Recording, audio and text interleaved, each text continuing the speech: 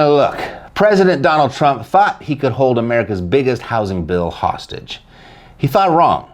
The bill became law anyway, without his signature, without his permission, entirely without him. The Senate passed this bill 85-5, the House 358-32, aggressively lopsided. His own press secretary called it one of the most significant pieces of housing legislation in American history, and the President of the United States refused to put his name on it.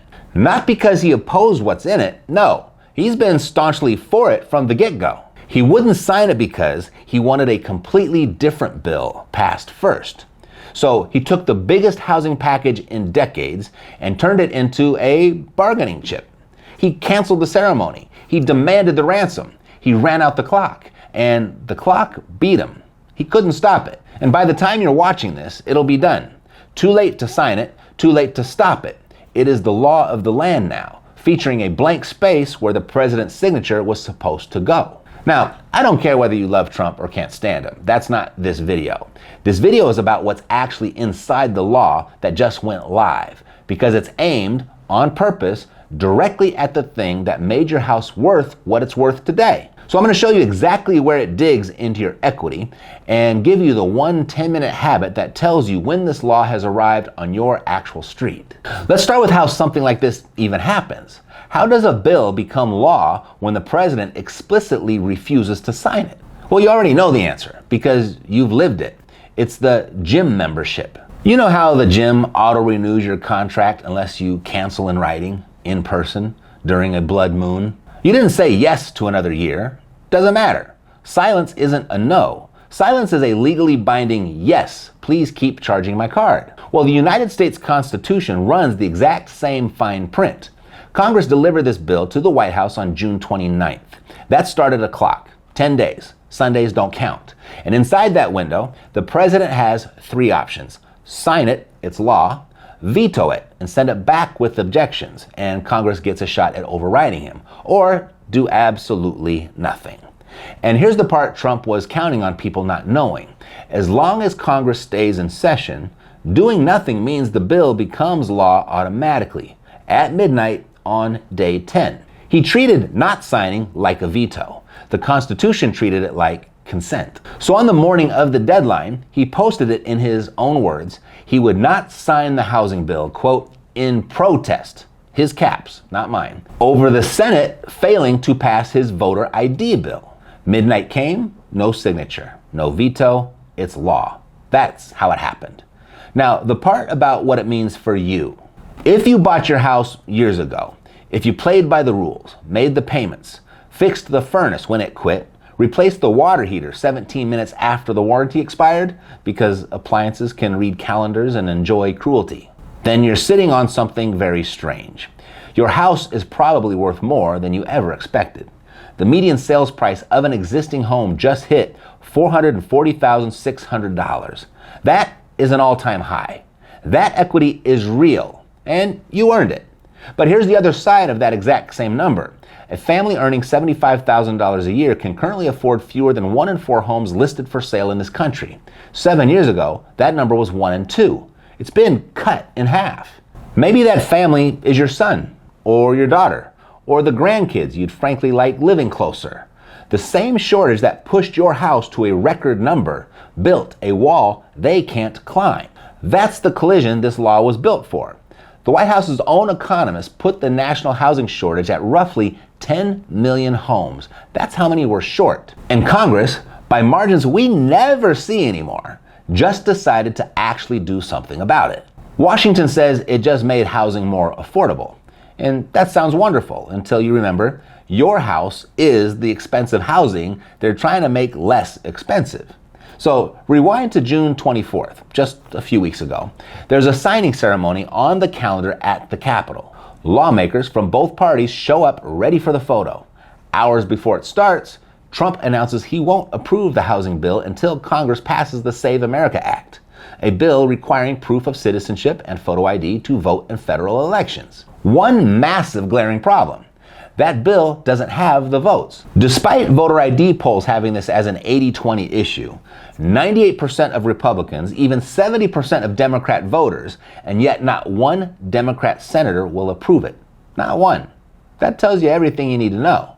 Americans want the Save America Act to pass as much as they want the affordable housing bill.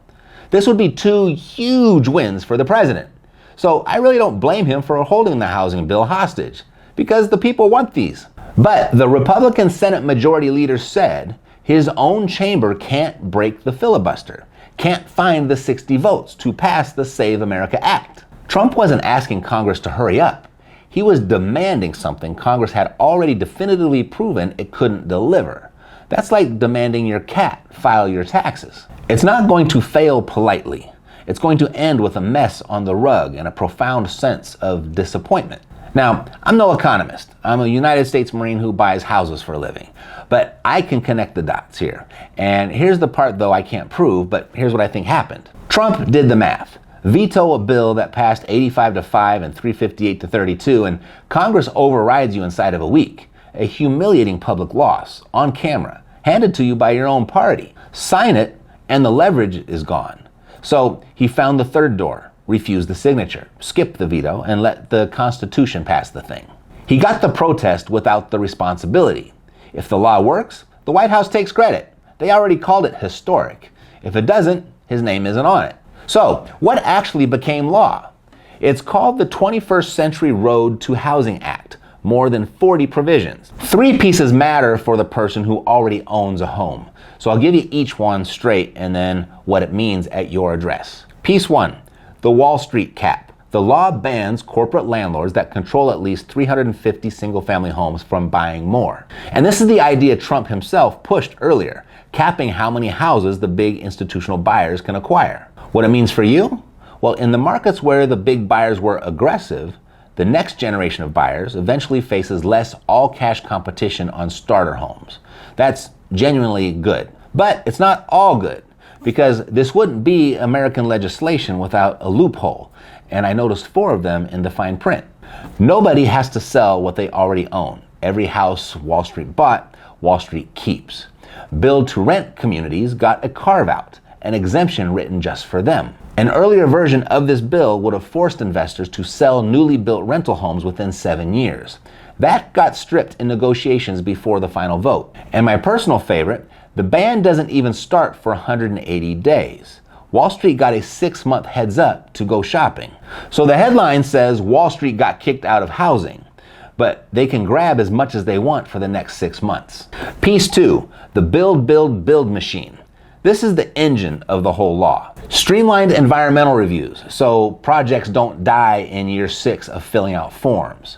Grant programs for cities and counties that loosen their zoning and approve more housing. Support for converting unused property into homes. And a whole section making manufactured and modular homes, factory-built houses, cheaper to produce and easier to finance.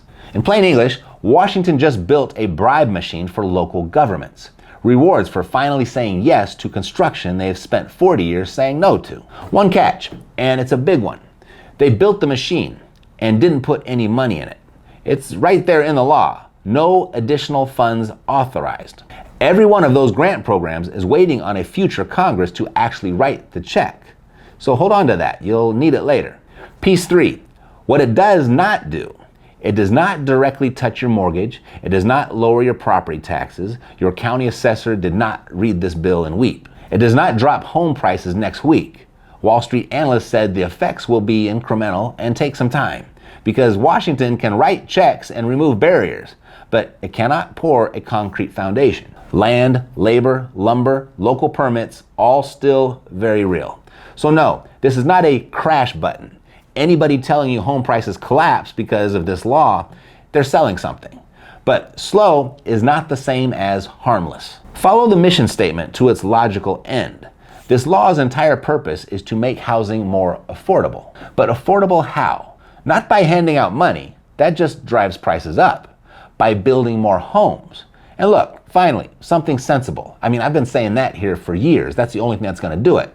It's funny how everybody understands supply and demand when it's eggs, but they disregard it when it comes to houses. I mean, the bird flu, it wiped out the hens, and so we had no eggs. And a dozen eggs hit $9. And then the flocks, they got rebuilt.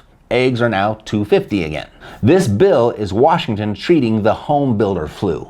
40 years of zoning and paperwork that kept new homes from hatching. And now they will hatch. Home supply will increase. And like eggs, prices will come back down to earth. But what does more homes mean to the person who already owns one? Well, it means the next buyer of your house will have options. Homeowners lose equity to competition. Yet, a hen takes 5 months to replace. A house takes years. So this medicine, it works slow. That 10 million home shortage is the scarcity that carried your house to $440,000. Scarcity has been doing the heavy lifting on your net worth for 15 years, quietly, while you slept. This law is a slow, deliberate, bipartisan attack on that scarcity. Nothing about your home's value changes this month. But if your retirement math assumes the next 10 years of appreciation look exactly like the last 10, this law was written on purpose to make that assumption wrong. Your equity, it's yours. The pace of your future equity just became a federal policy target. And this fight, it's not going to be on the national news. No, it's going to land street by street. The rezoning 3 blocks over. The townhomes replacing the dead strip mall where a Blockbuster died in 2009. I mean, say you're planning to sell in 3 years, and 2 miles away, a builder just got 600 new units approved. Those homes come with new appliances, help with closing costs, and a rate buy down. The builder pays money up front to hand the buyer a cheaper mortgage rate for the first few years. Suddenly, your 30-year-old house isn't competing with the neighbor across the street. It's competing with a sales office, a marketing budget, and a complimentary granite countertop package. Now flip it. Say you're done with the 4-bedroom. The kids are gone, and the stairs have started negotiating against your knees. You'd trade it for a 1-story tomorrow. But go look at what 1-stories cost in your market, where they exist at all. They run almost what your big house does. And the whole point of downsizing is pocketing the difference. Scarcity ate the difference. So you stay, not because you need the space, but because the math stopped working. More small homes, more townhomes, more factory-built houses could put that difference back. And your kid's shot at ownership improves before your equity feels anything. Same law, same homeowner. 2 opposite outcomes. And which one you get depends on your local pipeline and your personal timeline. But whether any of it happens in your town, that's not Washington's call anymore. Federal law wrote the incentives. That's what they did. Your local planning commission decides whether to take the money. Local government really counts with this bill. The fight just moved from the Capitol to a fluorescent lit room 15 minutes from your house where 11 people decide where the bulldozer goes. For you, it likely hasn't started yet. Not yet. So here's the one thing to do with your hands. It's unbelievably boring, highly effective, and entirely free. Go to your city or county website and search 2 words, Planning Commission. Find the agenda. They post it before every meeting. It's public. It's a PDF that nobody reads. Skim it once a month, 10 minutes. You're looking for 3 things: rezoning requests near you, new residential permits, and anything mentioning money from this housing bill. Because remember, Congress hasn't funded those programs yet. The day that money shows up on your local agenda is the day this law got real. And that perfectly boring PDF will show it to you long before anything shows up in closed sales or on Zillow. And if a sale is anywhere in your next few years, add 1 question when you talk to an agent. Don't just ask for comps. Ask what's been permitted within a couple miles. Comps tell you the past. Permits tell you your future competition. Now, if you'd rather have a pro pull that picture for you, there's a link in the description to get connected with one. Costs nothing to ask, because you've got 2 plays here. Play 1, you read the historic housing law headline, assume Washington handled it, and go back to your week. That's the play the headline wants you to make. Play 2, you understand that Congress just placed a very large, very slow bet against the scarcity your net worth is built on, and you watch your own zip code like it matters. The agendas, the permits, the rezonings, that's where this law stops being political theater and starts touching your equity. The headline was national. The consequence is local, and nobody is coming to watch your street for you. But there's still one major problem with everything Congress just did. They can push cities to build more houses. They can cap some corporate buyers. They can even create more choices for the person trying to downsize. But none of it matters if the system that decides who qualifies for the mortgage quietly changes the rules. And that system just did. And that's why I pulled this one out here for you to watch next. Because the newest version of your credit score is very different about who it rewards and who could quietly pay more for that house even after they did everything right. So watch this one next. God loves you, and so do I. Take care.